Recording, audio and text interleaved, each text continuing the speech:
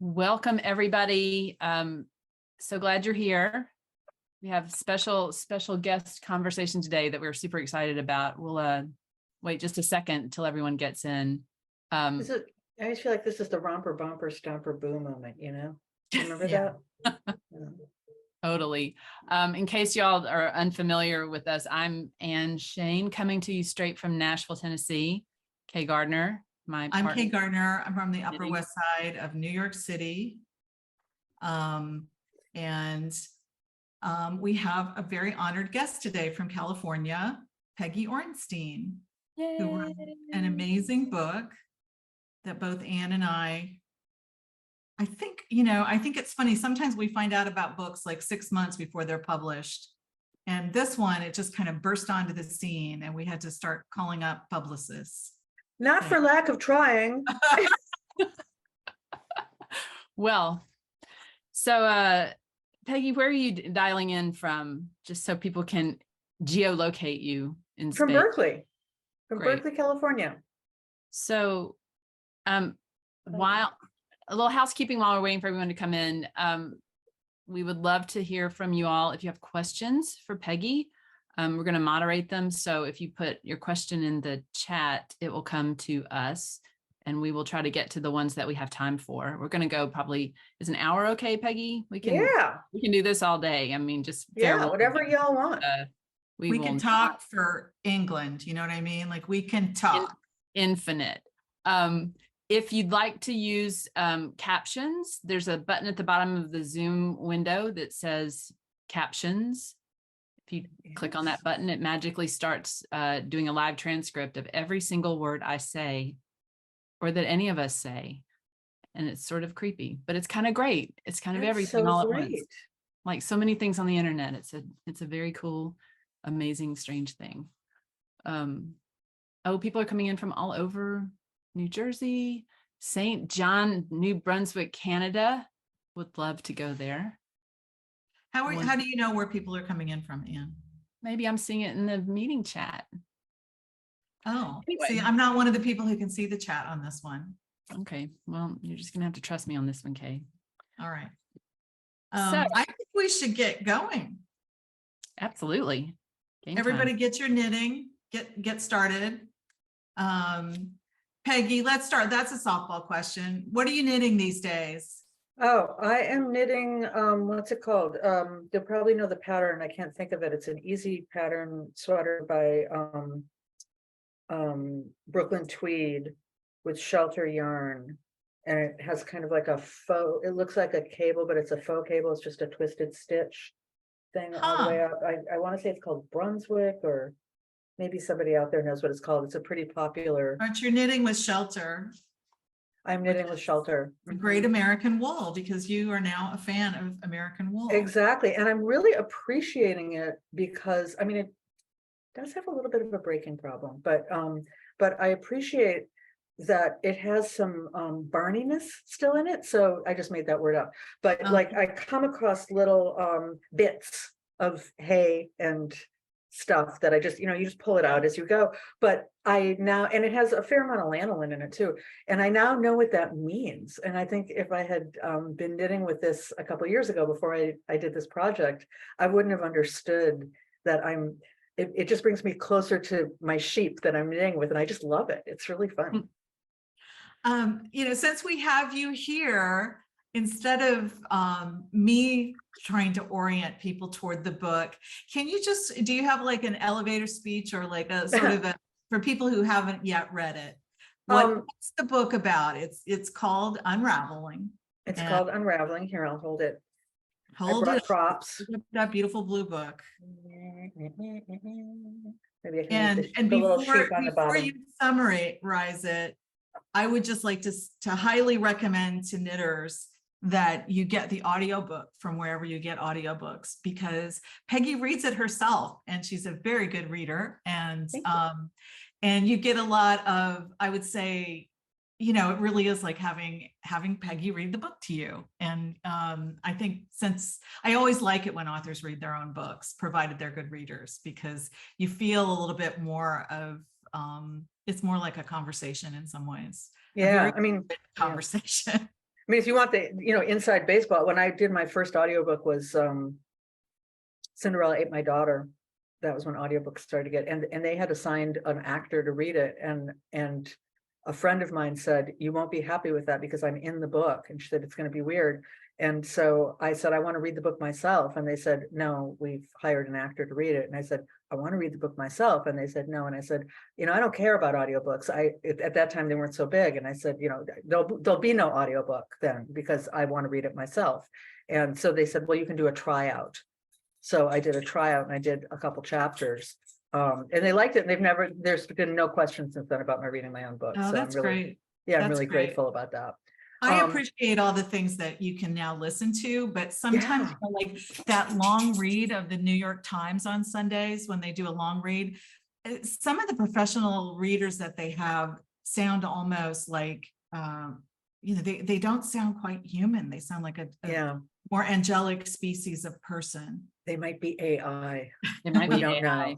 Yeah. But anyway, my elevator, now my dog is standing, but I don't know what she wants. My elevator pitch, I don't really have an elevator pitch, but I can say that so the book, the conceit of the book, and I feel like every book is a braid. And sort of the braid that I knew, the strand that I knew when I went in was that lockdown had happened. I just had a book out that was, I write, my previous two books, main books have been on teens and sexuality. I was touring around the country, everything stopped. I was lucky. We were well, we could do it, all that stuff, but everything stopped. I wasn't working. And I had this and all I did was knit. And as a knitter, I'd had a long held fantasy that I probably don't have to explain to all of you. People keep saying, why would you ever want to do that? And I just can't even, because it just seems obvious that I wanted to know, when you're sitting and knitting and you're touching your fiber and you're thinking about it and you care about where it comes from, you care about natural fiber and you care about all these things, you start wondering, like, where did this come from? Who thought of yarn? Who thought of knitting? How did that work? And so I decided I wanted to go off and learn to shear sheep, process fleece, which I had never done, spin, learn to dye using natural dyes and make a sweater and write about the process and see where it took me. And that was what I knew. And what I didn't know was that, it would be about confronting midlife and my daughter's, the empty nest, my daughter going off to school, and why we don't think about our clothing the way we think about our food, and the nature of creativity, and, the loss, decline and loss of my parents, and all these other pieces of the braid that just sort of came and basically, essentially, I love talking to people who understand this stuff.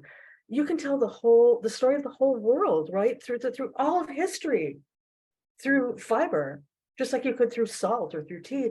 And I didn't really know that. And so it just took me on this journey through everything, basically. And so it became a book kind of a little bit about everything.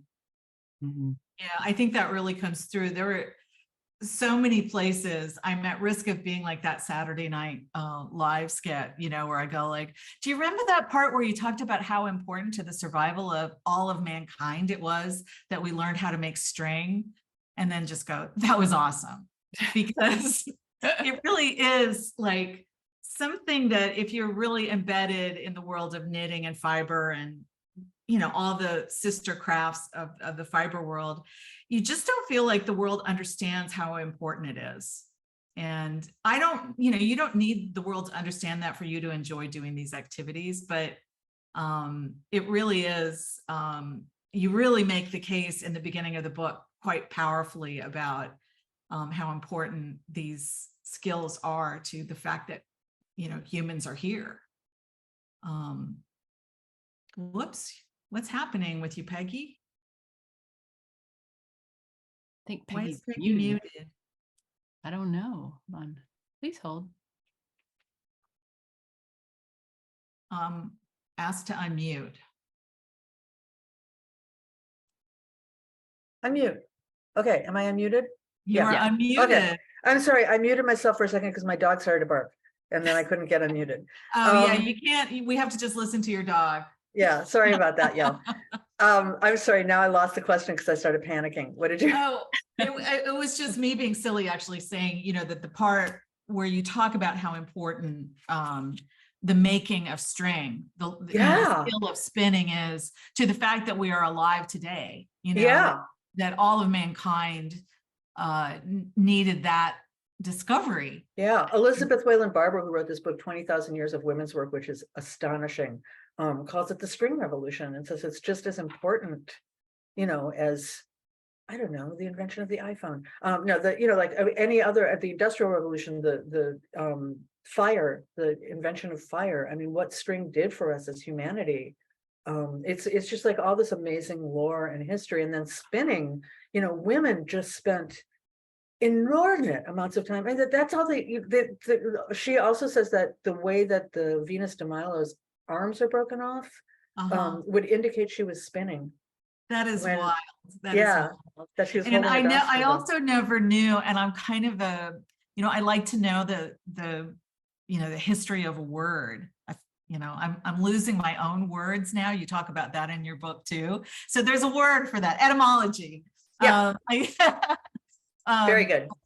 But I never knew that little tidbit that you gave us about the word distaff, which is part of the spinning equipment that, since I'm not a spinner, I don't really know what you do with it, but that has been used to just mean women. It meant women. It was so embedded in who we were. So if you see, like, if you ever read, I used to write about movies and such early in my career, and you read the trade magazines for Hollywood, and they'd always refer to the distaff, the distaff side, meaning women. Yeah.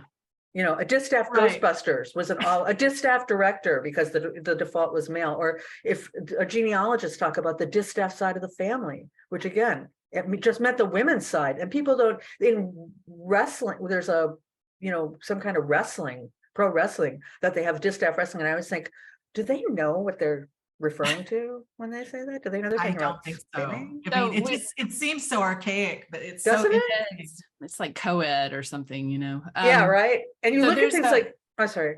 No, go ahead. Oh, I was just going to say, and things like just the amount of time and spinster, spinsters used to be very valuable members of a household, because a single woman meant that you didn't have to take care of a husband or children, and you had more time, to spin. It was like a good thing. It's great to be a spinster. You were kind of a cash cow for the family. You were. And just, I mean, in general, the language thing was another thing that, the ways that textile production is woven, into our language. I have to deal with a lot of people making textile puns now. I worked really hard not to do that. But the thing that that really amazed me was that then you think about, like, this thing, right? And what do you do when you send a message to a friend? You text, which is the same root as textiles. And what do you call those things that flow out from that text? You call them threads. So even in the virtual world, we're taking that with us. It's just amazing. That's what our brain. Yeah, we have a comment from Callie who says, I especially love how you list all the ways the words of wool, knitting, weaving are an essential part of how we describe the world. And it's so essential. And you think about it, again, love talking to this group. When we come into this world, what's the first thing that happens? We're wrapped in cloth. When we leave this world, the last thing that happens is we're wrapped in cloth. Yeah. And in between, we spend our whole lives wrapped in cloth, right? Yeah. And, and this is just the beginning of the book. And I think I'm sure that a lot of people who are reading your book are not, knitters and spinners. And, and I think it's just wonderful that you've put this knowledge out there in a way that doesn't require you to be already a hobbyist of this part of the world. Like, I sometimes despair a little bit. I try not to get too upset about the way knitting is talked about, even in places like the New York Times. And it doesn't bother me so much, like they just discovered it, like it's some kind of backwater of humanity. And I think you're really bringing it into the mainstream of humanity and for other people. Knitters don't need you to do this, of course, but it feels like we're seen by your writing about this. I really appreciate that.